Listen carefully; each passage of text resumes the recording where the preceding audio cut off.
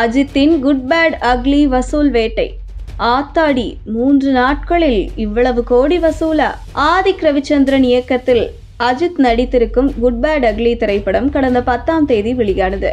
பெரிய எதிர்பார்ப்புடன் படம் வெளியானாலும் அஜித் ரசிகர்களிடம் மட்டும்தான் பலத்த வரவேற்பை பெற்றிருக்கிறது. மற்றவர்களிடம் பெரிய ரெஸ்பான்ஸ் எதுவும் இல்லை. முக்கியமாக படத்தில் கதை என்று புதிதாக ஒன்றுமே இல்லை என அவர்கள் விமர்சனத்தை முன்வைக்கிறார்கள். இப்படிப்பட்ட சூழலில் படம் ரிலீஸ் ஆகி 3வது நாளான நேற்றைய வசூல் நிலவரம் குறித்த தகவல் வெளியாகியிருக்கிறது. ஆதிக் ரவிச்சந்திரன் இயக்கத்தில் குட் பேட் அக்லி திரைப்படத்தில் நடிப்பதற்கு கமிட் ஆனார் அஜித்குமார்.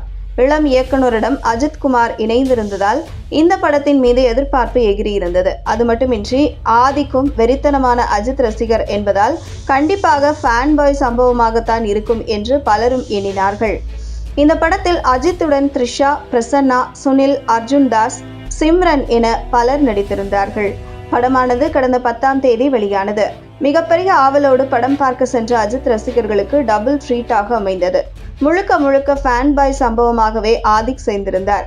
இதன் காரணமாக விடாமுயற்சியில் விட்டதை இந்த படத்தில் பிடித்துவிட்டோம் என AK ரசிகர்கள் உற்சாகத்தில் மிதக்கின்றனர்.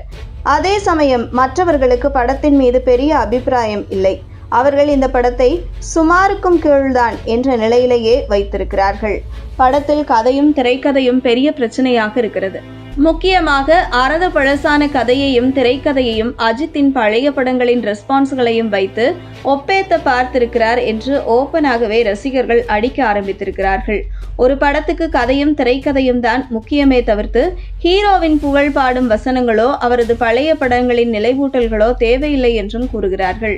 அதேபோல் தியாகராஜன் குமாரராஜா, லோகேஷ் கனகராஜ் ஆகியோர் சூப்பர் டீலக்ஸ், கைதி ஆகிய படங்களின் கதையை துருத்தாமல் ரெட்ரோ பாடல்களை வைத்தார்கள்.